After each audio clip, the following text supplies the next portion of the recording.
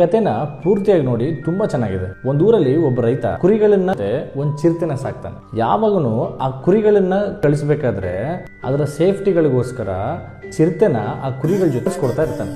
ಆ ಚಿರತೆ ಕೂಡ ಕುರಿಗಳು ಎಲ್ಲೂ ದೂರ ಹೋಗ್ಲಾರ್ದಂಗೆ ಎಲ್ಲವೂ ಒಂದೇ ಕಡೆ ಮೇಯೋ ತರ ನೋಡ್ಕೊಂಡು ಡೈಲಿ ಭದ್ರವಾಗಿ ಮನೆಗೆ ಕುರಿಗಳನ್ನ ಕರ್ಕೊಂಡ್ ಬರ್ತಾ ಇರುತ್ತೆ ಚಿರತೆ. ದಿಢೀರಂತ ಒಂದ್ ದಿನ ಆ ಕುರಿಗಳಿಗೆ ಆ ಚಿರತೆ ಮೇಲೆ ಸಿಕ್ಕಾಪಟ್ಟೆ ಕೋಪ ಬಂದ್ಬಿಡುತ್ತೆ. ಈ ಚಿರತೆಯಿಂದನೇ ನಮ್ಗೆ ಫ್ರೀಡಮ್ ಸಿಗ್ತಾ ಇಲ್ಲ, ಅದ್ರ ಕಂಟ್ರೋಲ್ ಇಟ್ಕೊಂಡಿದೆ ಅಂತ ಸಿಟ್ಟು ಬಂದು ಆ ಎಲ್ಲಾ ಕುರಿಗಳು ಸೇರ್ಕೊಂಡು ಆ ಚಿರತೆನ ಅಟ್ಯಾಕ್ ಮಾಡಿ ಅಲ್ಲಿಂದ ಓಡಿಸ್ಬಿಡ್ತವೆ. ಇವಾಗ ಆ ಕುರಿಗಳಿಗೆ ತುಂಬಾ ಖುಷಿ ಆಗ್ಬಿಡುತ್ತೆ. ಆದ್ರೆ ಅವತ್ತು ನೈಟೇ ಒಂದು ಹುಲಿ ಬಂದು ಅಟ್ಯಾಕ್ ಮಾಡಿ ಆ ಕುರಿಗಳ ಗುಂಪಲ್ಲಿರುವಂತ ಅರ್ಧ ಕುರಿಗಳನ್ನ ಆ ಹುಲಿ ತಿಂದಾಕ್ಬಿಡುತ್ತೆ. ಅವಾಗಿನೇ ಆ ಕುರಿಗಳಿಗೆ ಅರ್ಥ ಆಗುತ್ತೆ ಆ ಚಿರತೆ ಅದು ಕಂಟ್ರೋಲ್ ಇಟ್ಕೊಂಡಿರಲಿಲ್ಲ, ಅವನ್ನೆಲ್ಲ ಸೇಫ್ ಆಗಿ ನೋಡ್ಕೋತಾ ಇತ್ತು ಅಂತ.